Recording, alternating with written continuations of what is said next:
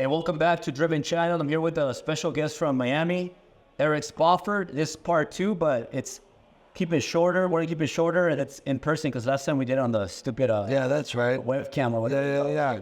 But Eric, I'm gonna jump right into it. I know that you've been through a lot of changes, and I'm very impressed with the first. And when I met you, you had your jet. You had just sold your business. Mm-hmm. You were doing good. You had your yacht, and then you got into coaching. But then you went through a change. I don't know what happened. Can you run me through the change? Because you sold your jet. Then I saw you like, you kind of backed down from like the masterminds. And then you kind of went back into business, but then you bought a bigger jet. And you've been like a lot of weird stuff, but in a good way. Yeah. So what has it been the last 12 months that you've been going through some major changes? I know you just closed on the 8-figure deal you were talking about. Dude, I closed on a $13.75 million real estate deal yesterday. So that's pretty cool. We're tracking that down for a long time. That was a sale leaseback deal on an operating company that I've been growing over the last 2 years, and the underlying real estate assets. But man, listen, for those of you that don't follow me, don't know me, Eric Spofford, guy in long-term recovery, lived a very crazy life, drug addiction, crime, all this stuff, changed my life almost 18 years ago, and have been on this journey of entrepreneurship, business, real estate, success, and just chasing life at the highest level and squeezing every last drop of juice out of it that I can. Since then, I sold a business back in 2021, which was a collection of addiction treatment centers. It's actually the largest provider of addiction treatment in New England, in the New England area. And, you know, I started that business from saving money, working a construction job, buying a foreclosed property from the bank for $150,000 in October of 2008, and as a team of one. And when I sold it back in very, very late 2021, 4 days before Christmas, it was 325 employees, $55 million of top line revenue, 440 treatment beds was the operation. And I sold it off of a trailing 12 months $13 million EBITDA. 13 years, 2 months from start to finish on that journey. And when I completed the transaction, I was exhausted. Yeah. And my interests were just, dude, it's such a life-changing event, like building a business and then selling it, because so much of being an entrepreneur, building your business, it just becomes your identity. Yeah. And so when I sold it, I sold with it a significant portion of my identity, a majority of portion of what I did every day, the things I had to think about, the things I had to care about, the things that brought me joy, purpose, fulfillment, stress, anxiety, all of it. And so it was this major life transition. I said, what am I going to do now? I had always watched all the people that we love online in the business entrepreneurship community, right? And I admired that. And so I said, I want to build a personal brand. I'd like to do that. That's a space that I'd like to be a part of. And so I set out. I believe I've built a pretty successful brand since then, and built up some attention and being known. I got into some coaching, some masterminds, all of that stuff. But I did it after selling my business for 9 figures. And I don't know, man, things just kind of settled. That itch came back. Like my energy was replenished. Yeah. And I wanted to get back out there and just start operating again. And so for the last year, I have two businesses that I'm the active day-to-day CEO. Right now, combined across all enterprises, we're probably sitting at about 150 employees. That will grow to, we have an acquisition and a couple fast-growing de novo projects. So in the next 3 months, that 150 will turn into probably 225. I mean, we are just growing explosively. So these two businesses are what kind of business? One is another addiction treatment business. So we are open and operating and have been for quite some time, and now successfully in Ohio. I'm here in California with you, back in the Sunshine State. That's Florida. What do they call this state? They call it, what do they call California? I'm back in California, whatever. Yeah. Because we just launched another addiction treatment site here, and we have more acquisitions and growth in the pipeline. Yeah. That's the addiction treatment, mental health treatment business that I run every day. And then totally different from that, I have Turnkey Investments, which is a business that we built. We kind of stumbled into, saw the opportunity, and it has just taken off explosively. And essentially, we are turning ordinary average Americans into real estate investors into Section 8 tenanted single-family homes. And we own that process from stem to stern with them. So are those just your investments? Like you buy the properties and you... The property is treated like inventory. And so we have a white glove service. We have some VIP transaction coordinators for our clients. They hold their hand through start to finish of the closing line, to the get to the over the finish line of closing. Excuse me. And so there's an experiential and educational piece to it, where they walk people that honestly don't know much about real estate at all. Many of them, and then my operations team. Yeah, we're acquiring, turning, marketing, placing tenants, and then offloading the inventory and disposition to our clients and make it so successful real estate. Let's say an average person, they have some money to invest. Yeah. You teach them the whole process and walk them through it, and then they get their property, and then they keep the property, or they own the property, and they have the option then, once they purchase the property, to enroll that property in our property management group. So we actually manage the property ongoing as well. That's awesome. So how many families or people have you helped buy properties so far with that business? About 150. 150? Yeah. Well, what about you? You have your own portfolio that you do on your own. Yeah. How many units are you in now with those? Couple hundred. Yeah. Yep. Do you keep? Are you gonna? Is there a goal of 1,000, or you want to get 2,000, or you're just gonna go by? Dude, honestly, my own real estate investing has taken a back seat. I have some other bigger projects that I'm investing in, and so I haven't been accumulating my own Section 8 properties in the single-family space, because I did that again after I sold and I had a ton of time. There's a lot of pieces to that model that are amazing, but then also very challenging for real estate investors trying to deploy significant capital. It's a very good model because the cash-on-cash returns are unprecedented. The government incentivizes landlords to take Section 8 tenants by paying more than what you would get a market rate on the unit for. And so there becomes the extra money that produces these great cash-on-cash returns. But to deploy money at scale, it's very difficult to buy that many units. But that's what's a great thing for our clients is it's bite-sized and palatable. They're small investments. But like right now, I have under contract a 10,000 square foot office building that's an asset to the business that I need, healthcare facility that I'm buying, 150 apartments that I'm buying. And so I have not been doing as much of my own investing in the single family space, just on a bandwidth and time.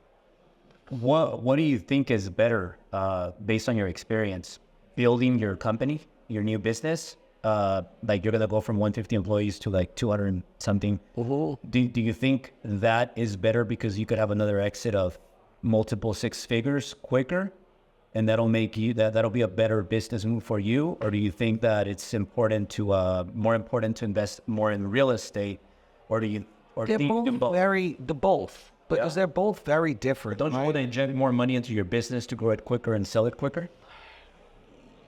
Yes, I don't know that I'm in a rush to sell, but understanding that you have this business, you started it, you brought it from, in the red to profitable, operating in the black. And as long as you're in an industry that there's an appetite with a buyer pool, then you're going to be able to sell that business on a multiple of earnings, right? Yeah. And so if the trending multiple, for example, is 8, for every $1,000 of earnings, EBITDA, earnings before interest, taxes, depreciation, amortization, you create 1,000 times $8,000 of net worth. And so I think probably one of the fastest ways to create net worth is through scaling your business and growing that aggressively. but it's also significant risk, a lot of time, and all of that. And then, you know, the money that you have to deploy, it's like real estate is certainly, it's an asset class that is diversified from your business, right? Yeah. And so that's about cash flow, depreciation. If you are qualified as a real estate professional, being able to capture that depreciation against the business, using that as a tax strategy with your active income from your business. So I've always been in both. So it took you 13 years to exit on your first business, right? Yep. Like how many years do you think it'll take you this time to exit for the same amount? And is it any different? Like is the multiple still kind of similar? I think the multiples have softened across the board because the cost of capital is up with the interest rates, even after today's half a point reduction, which I was happy to see. One of the things that I really did well on the sale of my last business was timing. And so we brought it to market and sold in 2021, December 21st. And so interest rates were in the twos. The M&A market was going crazy. I mean, we think That was the best time to sell. it was the best time. I'm Eric Preciado. If you like what you're watching and you want to learn from an entrepreneur that built 8 companies and makes over $30 million a year, text me at 213-277-6208 and let's make it happen. How did you forecast that? In March of that year, I looked around and I was like, the music has to stop soon. Yeah, because everybody thought it was going to continue forever. I did not. And so even when I sold, I got all the liquidity from that event, and then all the money managers, you know, JP Morgan, Merrill Lynch, Goldman Sachs, etc., came through my office and was like, Eric, we need to put your money to work in the stock market. And I was like, no, staying in cash, staying in bonds, staying in liquid products, because I think the music's going to stop. I was looking around. I was in Miami. Yeah. And they were selling NFTs, which were pictures of monkeys and shit like that for hundreds of thousands, sometimes $500,000. Yeah. And they were like, I was like, it's a picture of a monkey. They're like, it's a picture of a monkey, but you own it. And I was like, all right, you guys fucking lost me. Like, if this is what we're doing with money right now, then like, this is NFTs, are these still? That's my fucking point. What happened to NFTs? I don't know. Those guys that spent half a ticket on a picture of an ape, I don't think they're all that happy with their purchase today, right? Yeah. And so, but when I saw that behavior, I was just like, this has to have a market correction coming. Yeah. So with the business, you plan on selling that, or do you Eventually. Yeah. But you're not in a hurry. You kind of want to see how it goes and go. I'm not in a hurry to sell it, man. You know what I mean? Like, I like creating the enterprise valuation. I like looking at it and modeling what it'll be worth at certain points of growth and things like that. And I like flirting with the idea. But have you got it in the office yet? No, I haven't even shown it to anyone. So no one could give me an offer. So you run operations? Are you the operator? I'm the CEO. You're the CEO? Yeah. You have another person that runs the operations? Or? Yeah, I have a whole leadership team. Yeah. But I mean, we're day to day. How many hours do you spend on the business versus real estate?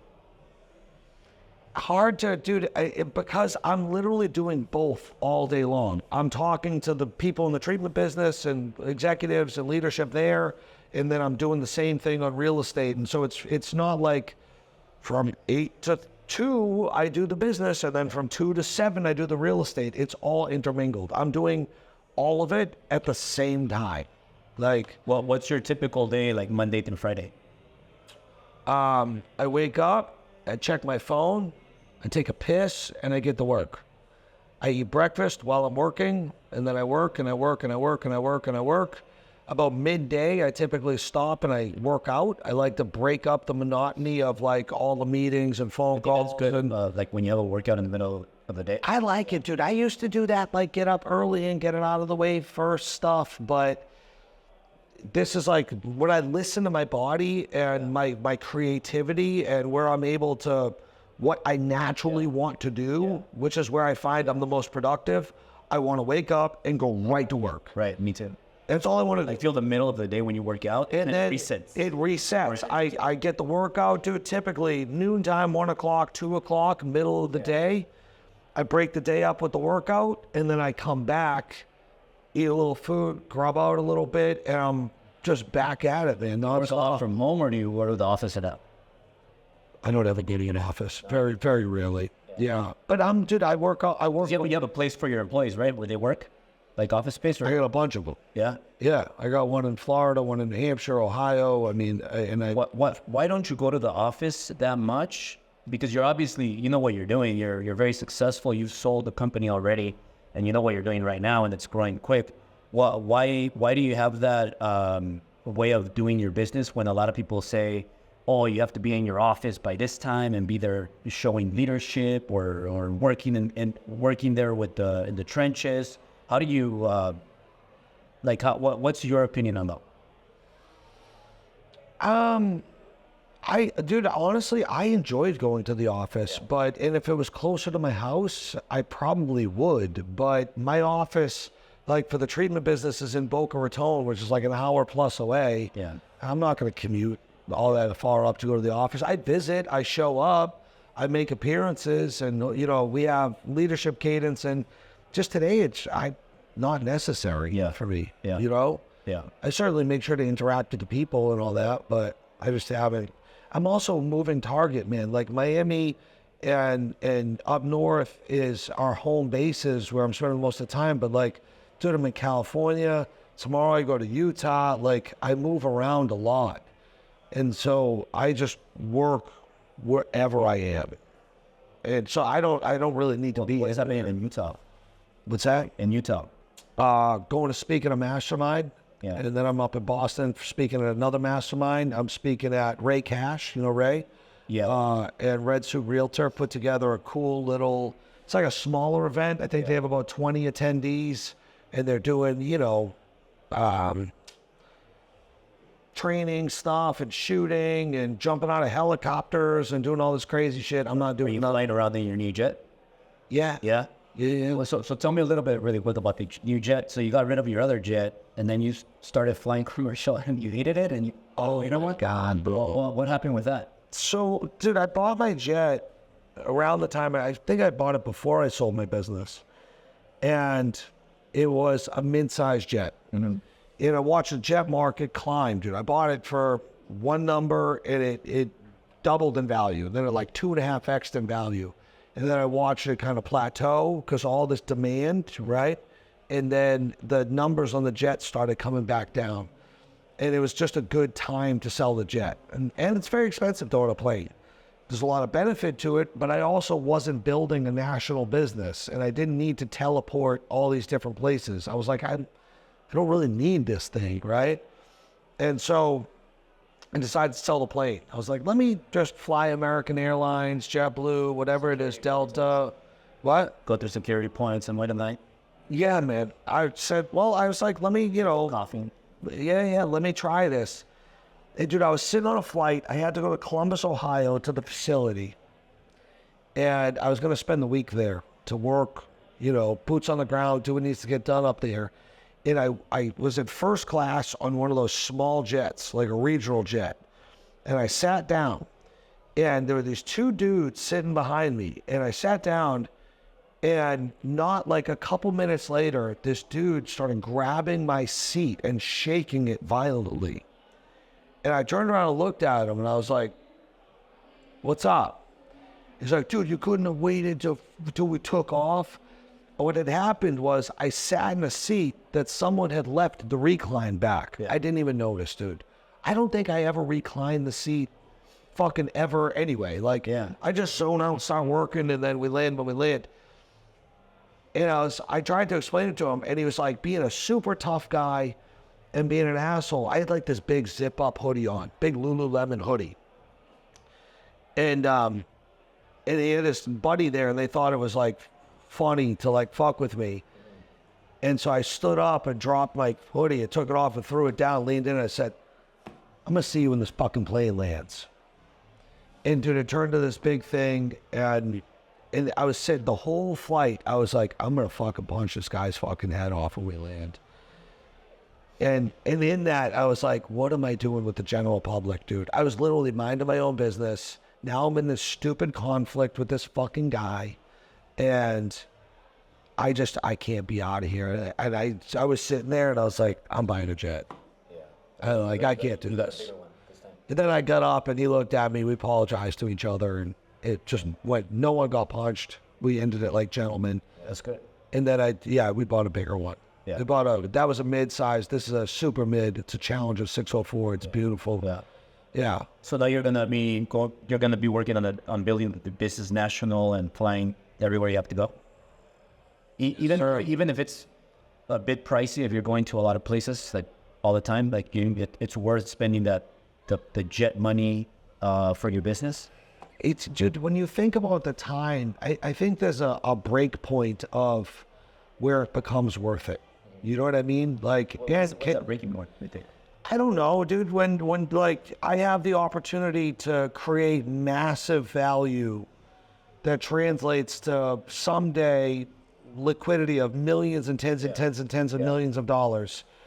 And honestly, I'm here in California, dude. I wasn't gonna fly JetBlue out here, dude. Like, it was just never. I wouldn't have come. Yeah. I would have just stayed my ass in Florida or up north, wherever I The was. reason why I ask is because if you fly from Florida to California to speak, for example, you're gonna probably lose money, right? Because you're gonna pay money for the fuel, for the jet, and then let's say even if they pay you a speaking fee, when you have to get It's not gonna pay for the flight. so like worst case you. But I didn't come to California to speak. I came to California because I have my business that just opened here, and so I'm working on that. And then it worked out that I got to get back east, and so I'm stopping in Utah. Yeah. I got to fly over Utah anyway, or close to it, and then I'll go rock that mastermind. And then, but even look at that, dude. I mean, when you think about what I was able to accomplish this week, I was at the Clever Investor Summit on stage in front of 3,000 people, rocked that event, left that event to go to my plane, flew from there to California, have been nonstop since I got here Sunday evening. I'm Eric Preciado. If you like what you're watching and you want to learn from an entrepreneur that built 8 companies and makes over $30 million a year, text me at 213-277-6208 and let's make it happen. I leave tomorrow. I touch down at what time I want, right? I dictate what time we leave. Yes. We're leaving at 2:30. I land at 4:30. It's an hour ahead of us on time zone. It's 5:30. It gives me time to check into the hotel, and I will be at the VIP dinner of the event at 7:30 p.m. tomorrow. Yeah. I speak at, I think, 9 in the morning until 1:30. I'm running a workshop and all this stuff I'm doing with these guys. And at 1:30, I leave that mastermind. I go directly to my plane, which is 20 minutes from the location. And in 25 minutes after I leave that event, I will be wheels up on my way to Boston.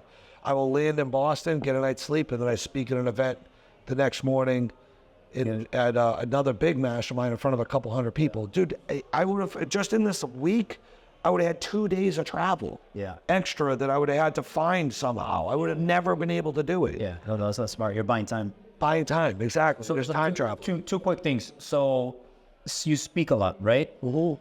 How important is it to speak in big events for like people watching this? Is it more for building your personal brand? You're going to create relationships. Like, why is the speaking and being in front of people important? For your business, or is it more for personal brand?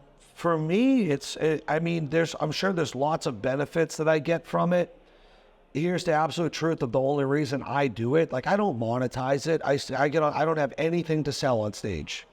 I get up there and speak from the heart and give it, however I can give it. For me, I just feel indebted to God and feel indebted to life that, like, I was at such a low point at one time, and I've been able to turn my life around and not only accomplish what I've been able to accomplish, but become the man that I've been able to become. Yeah. And all the life experiences of that, I feel like it's my duty that if I'm asked, as long as it's feasible, I will show up to pass that message along to people that need to hear it. Yeah. And so I know that I was at events that I was supposed to speak at, dude, because every single time I speak, I get messages for days, weeks, and months later of people telling me about the impact. They gave up drugs and booze. They got sober. They made this change. They did this. And so really it's about that. If I had to say that the why on what keeps me going back, getting on stage and giving these talks is really far more about brand and legacy. Yeah. It's about impacting other human beings.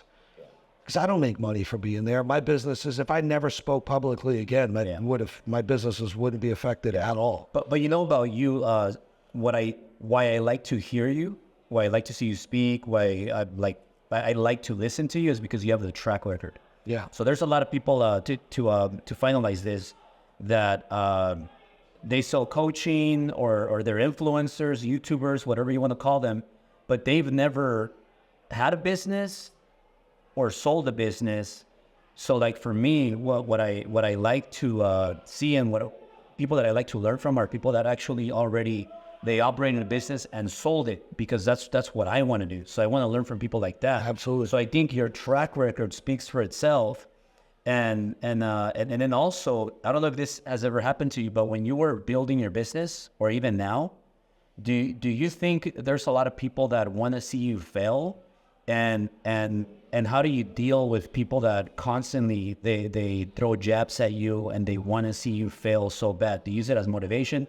Not sure if that ever happened to you in a way, but like right now, by the thousands. I mean, listen, if people want to see me fail so bad, and they've been waiting for me to fail, but I've been in business for going on 13 years, and I've been through ups and downs and all kind of problems. But I want to know from you, like I want to be your student right now, and what advice would you give me, and how did you deal with all these haters, people that are envious, that they just want to see you fail? They see a little mistake you make and they attack you.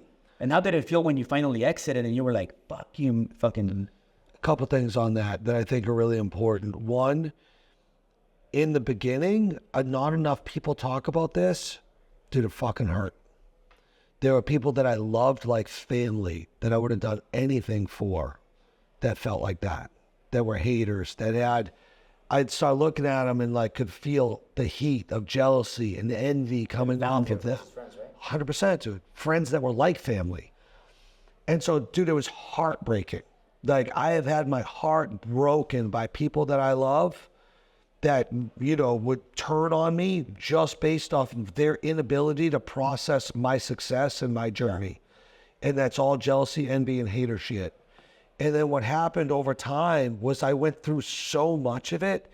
Dude, it's like going through your first breakup when you have that like young love, right? It's like debilitating. Yeah. And then you get hurt over and over and over again. And at a certain point, you just kind of have more of a stomach for it.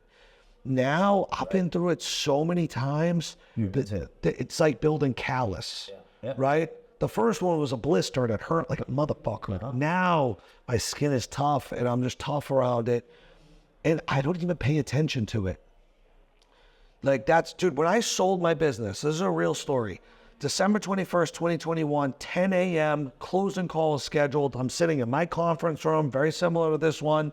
My right hand, my chief operating officer, Lori, is with me. Love her. Talked to her on the way to this event. We were riding together. Fuck a long time. We will until the end. I get on the call, and there's a conference call with the investment bankers, lawyers, sellers. Everyone's on the call. They all sound off on clear to close. I'm the last one. They say, Eric, we clear to close? I said, clear to close. They said, this transaction is closed. Congratulations. The wires have been sent. They press the button, dude. There's tens and tens of millions of dollars flying around in the air waiting to land in bank accounts of everyone that it was going to. I hung up the phone. I said, big sigh, just like that, put my head down. Processed the information for a couple minutes. Lori was standing right to this angle of me. I remember like fucking yesterday, I looked up at her. I said, I wonder how long it's going to take for people to start suing me. Because I knew that I just painted a giant fucking target on my back. I knew the media was covering the fucking transaction. It would be in that night's news, the next day's press cycle. And I knew the word would be out, and so many people would be like, fuck that guy. But you know who said fuck that guy? The people that I fucking knew. Like, the people that were in my life. The people, how many people, dude, by the hundreds that I had, like, done shit for, I'd given opportunities to, I fucking lent money to, I fucking helped, all this shit. Those are the people. Dude, it was the people that I didn't know that were rooting me on, that were my biggest fans. Crazy. It was the craziest shit. And so after that, dude, The lawsuits came, all the bullshit, all the problems, more money, more problems. I dealt with all of it, bro. And now I don't even listen to it. Like, I'm so far out of reach. It's like, you know how I think of them, dude? They're like little hater fucking trolls with little bows and arrows. Dude, I'm out of reach of the arrow, homie. You can't even hit me with that shit. Yeah. You can shoot that motherfucker at me all day long, dog. Yeah. I don't even see you, bro. I can't hear you yelling. You can't hit me with that arrow. Like, I don't even talk to him. Like, for anyone that's dealing with that, at a certain point, it's like, what the fuck are you even paying attention for? I mean, acknowledge their existence. I don't acknowledge their existence at all, dude. I don't deal with them. My circle is, I've built very intentionally. But if I'm communicating with people, they're typically people that have success mind. No, they don't need to be millionaires. They have to have a millionaire mindset, though. Right. If they have a poor fucking mindset, a scarcity mindset, dude, the chances of us having a relationship are fucking zero. I don't care how much money's in your bank account. That's all I'm talking about. So people are like, oh, he said he doesn't like poor people. Get it straight. I said I fucking hate poor people. I fucking hate all of them. Fucking, what do you call them, brokies? Yeah, it's always with the brokies. Yeah, fuck you, brokies. Yeah. But that's a mindset thing. Yeah. That's not how much money, dude. I was poor as fuck building my business in the early days. I wasn't a brokey. Yeah. You know what's absolutely true? I never, not one time, have experienced jealousy or envy. I've never looked at another man that's doing better than me and be like, ooh, must be. I'm like, fuck yeah, man. Yeah. Happy. That shit fires me up. Yeah. I've always had the right attitude and energy around success for other people. And the fucking universe, man, listens to that. Yeah. So those haters are in a self-imposed fucking broke prison. Don't listen. And I'm like that, man. I 100%, like, I look up to you. I see what you've done, and I want to learn from you. I don't, there's brother. Me to be like, hey, man, why does Eric have the jet? Why does Eric have this? I want to learn from you because you've been there. Well, when people do that, they tell the universe, you don't want a jet. Yeah. Do you want a jet? Of course. Then you should be happy for every motherfucker that has a jet. You know what I mean? I applaud you. I look up to you. I celebrate you. Same, and you nailed it, because it's not like the brokies or those negative little people. Like, we don't even acknowledge their existence. They could say whatever they want. It means nothing. Like, it means nothing. So, bro, thanks a lot. Great information for people watching this. If you're running a business, because I have a lot of business people, and they deal with, like, I think the hardest thing in business to deal with is people. I don't know if you agree with that. Dealing with people, whether they're people, employees. What's the secret to manage your employees, people that are working for your company, and to keep them all focused so that you get to that level where you sell it? Because I'm sure you had a lot of people you had to deal with. There's so much. One word comes to mind, and it's alignment. And so how we develop compensation plans, how we reward people, and how we give opportunities, in my experience, if you're aligned, that you're sharing your wins, that when I win, you get to win. Right. When I lose, you're going to lose with me a little bit. We're going to be in this boat paddling in the same direction, and what's good for me is going to be good for you. And so getting everybody that matters in alignment and rewarding them, rewarding the behavior that is going to get you to success and get you to where you want to be. Yeah. That is the number one thing, I think, a piece of advice. Awesome, brother. Well, thank you so much. Pleasure, man. Thanks for having me. Yeah, thanks for being on. Thanks, guys. Yeah. I'm Albert Preciado. If you like what you're watching and you want to learn from an entrepreneur that built 8 companies and makes over $30 million a year, text me at 213-277-6208 and let's make it happen.